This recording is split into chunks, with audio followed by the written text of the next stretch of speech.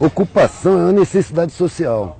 Nós estamos num estado criminoso, que sabota a educação, sabota a saúde, dominado por empresas, tem uma estrutura escravagista mantida. Na minha opinião, a gente nunca viveu numa democracia, isso aqui nunca foi uma democracia. A República foi proclamada pelos banqueiros, que tinham vontade de ocupar o lugar da nobreza e ter aqueles luxos e privilégios, mas que não conseguiam porque não tinham sangue azul. Então eles armaram a proclamação da República para ocupar o espaço dos nobres e tiveram cuidado de manter a mesma estrutura. Então é preciso manter a ignorância da massa. Eu vejo a sociedade como uma casa, que o alicerce é a massa, ignorante, desinformada e por isso mesmo imóvel, para manter a estrutura social. Os tijolos são as classes médias, não tem uma classe média. Tem a classe média que toca a pobreza, a seguinte, até a classe média alta que toca o telhado, que é a elite. E a elite também está pressionada, porque existe a cumieira, é na cumieira que está o poder da sociedade, não nessa gerência. Governo para mim é gerência, não é governo. Eu não reconhecia o PT como governo. Era um capataz mais camarada, que jogava os colchonetes para o povo, deixava cair umas migalhas. Só que eles não estavam preparados ou não tinham consciência do que as pessoas que não têm nada são capazes de fazer com migalhas. Então hoje está havendo uma comunicação da academia com a periferia que nunca houve. Esses buraquinhos que foram abertos na universidade para enfiar um punhado de pobre só para ficar bem na foto internacional, esses buraquinhos estão levando vivência de base para dentro da academia, que nunca teve vivência de base.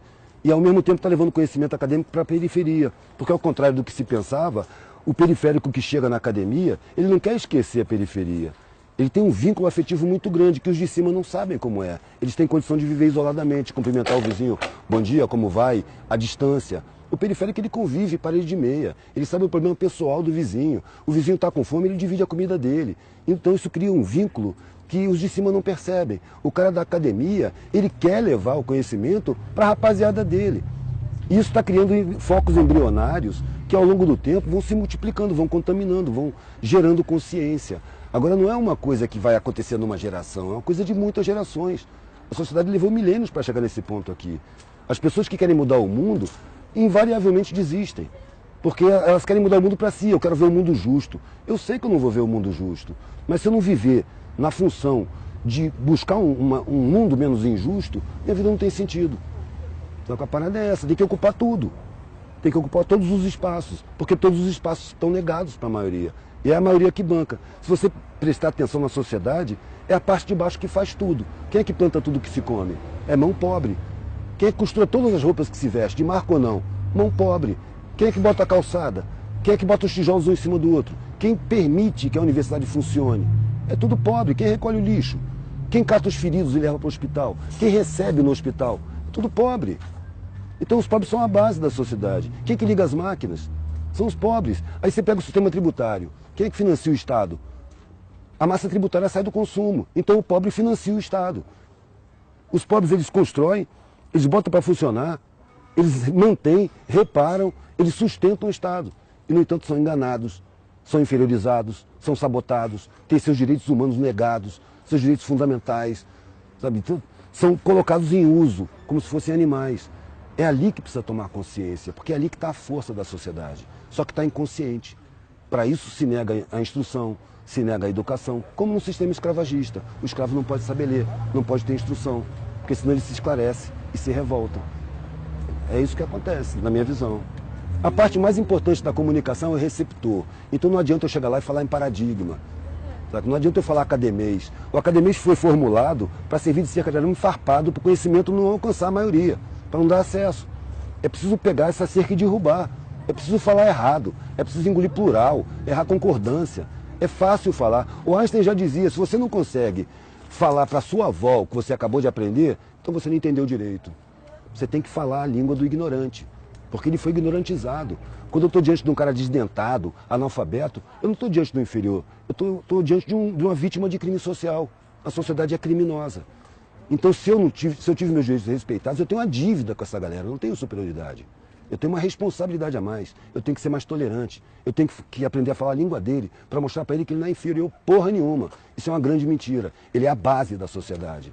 É o mais forte de todos, porque o patrão, se ele perder os empregados, arrisca ele não saber fritar um ovo. Quem faz tudo são os empregados.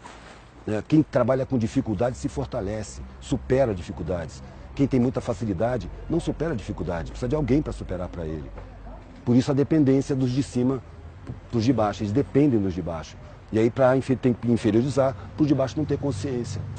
Eu fico pensando assim, que moral tem o cara que paga uma pessoa uma grana que ele jamais aceitaria para fazer o que essa pessoa vai fazer?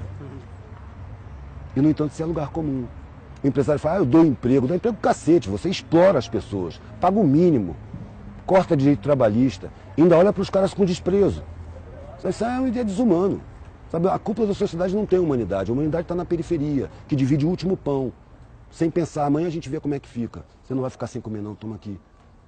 É isso que é bonito. Eu nasci na elite, eu fui encontrar a parte mais linda da humanidade na periferia, pedindo comida, dormindo no chão. Ali eu encontrei a humanidade mais bonita. Só que eu percebi, ali está todo mundo ideologizado, está todo mundo sabotado. Sabe? É uma puta sacanagem, sabe?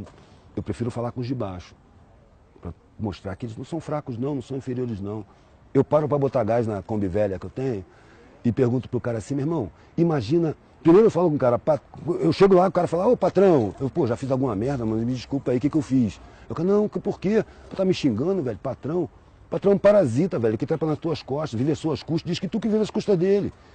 Que te esfola, te ameaça, te espreme, te cobra, te paga uma merreca e acha que você tem que ter gratidão por ele. Imagina que seu patrão perdeu os empregados, perdeu o que ele tem que viver a sua vida. O que ele faz? 99% das vezes o cara responde, ele se mata. Claro que se mata. Ele não tem peito para encarar as dificuldades. Ele só encontra facilidade, facilidade fragiliza. É a dificuldade que fortalece. Então os mais fortes eles estão inconscientes. É preciso mostrar para os mais fortes quem eles são, que eles não sabem. A sociedade não deixa eles saberem. Tá bom? Tá lindo, meu Deus.